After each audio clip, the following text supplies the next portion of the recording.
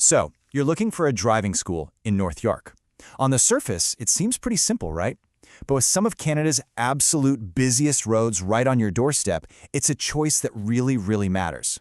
So how do you find a school that actually prepares you for the reality of the road and not just for the test? Let's break it down. First things first, let's just be real for a second. Learning to drive in North York is not like learning anywhere else. It's about more than just the rules of the road. You're stepping into a uniquely high-stakes environment. It's a true driving gauntlet. So you might be asking, what is it exactly that makes this area such a trial by fire? Understanding this is the key, because it's going to tell you what kind of training you really need to feel confident and safe behind the wheel. This is the challenge right here on the screen.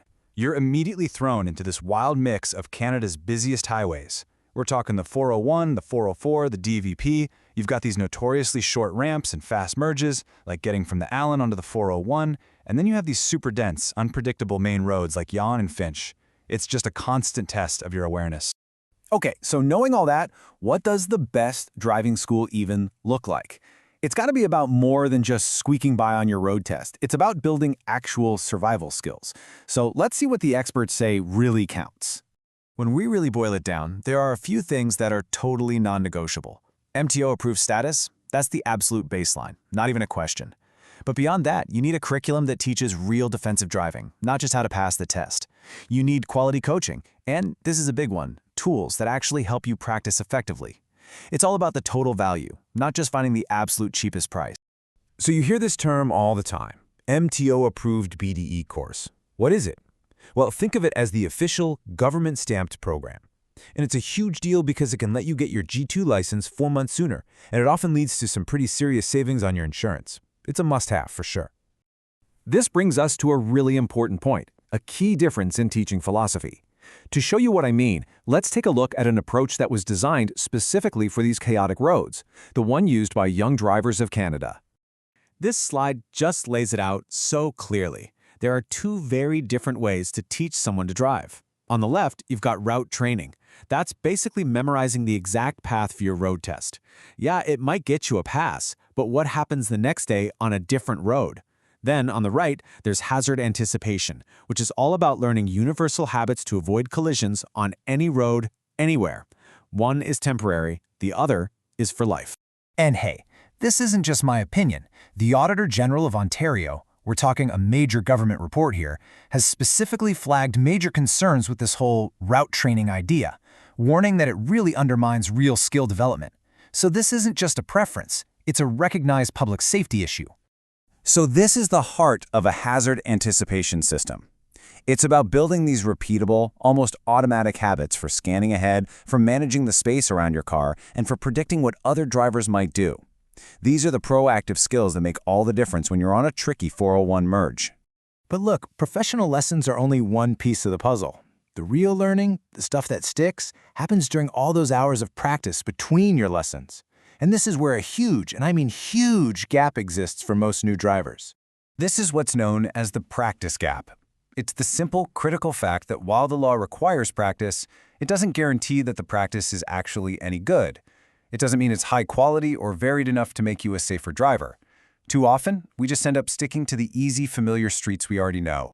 So the question becomes, how do you actually bridge that gap? How do you make sure every single hour you spend practicing with your parents or a supervisor is actually building the right skills in a structured, meaningful way? Well, one of the best answers is using guided practice tools. For instance, an app like the Driver's Coach is built for exactly this. It can turn your phone into a co-pilot, giving you feedback and checklists so that your practice time has a clear purpose, and you can actually see yourself making progress. Okay, so we've got the theory down. We want to focus on hazard avoidance, and we want to use structured practice. But how does this all translate to the real world when you're actually comparing prices of different schools in North York? Let's just put the options right next to each other and see how it all shakes out. So when you look at a table like this, the price column is probably the first thing that jumps out at you. And yeah, that's a big factor for everybody. But the key difference, the thing to really weigh against that cost, is in that middle column, curriculum and tools. You see, while all these schools are MTO approved, there's a clear split between a standard program and a much more comprehensive system that includes a specific collision avoidance curriculum and that practice app we talked about. And this really distills the whole decision down to its very essence. Are you trying to find the lowest possible upfront price, or are you making an investment in a system that's designed for long-term safety and skill? There's no single right answer for everyone, but the trade-off is crystal clear. So if you decide that this comprehensive approach is the right fit for you, here's a pretty simple action plan. First, just double-check your G1 timeline and your goals. Then, choose a school and a package that works for you. And, this is super important, make sure you space out your in-car lessons. Allow for meaningful practice time in between. Please, do not cram them all together. And here is a pro tip for how to structure that practice time. Think of it like leveling up in a video game. Stage 1, start slow. Master the quiet residential streets. Then, Stage 2, move up to the busy main arteries like Finch or Sheppard to work on your lane discipline. Only when you're feeling really confident there should you tackle the final boss, the highway ramps of the 401 and the DVP.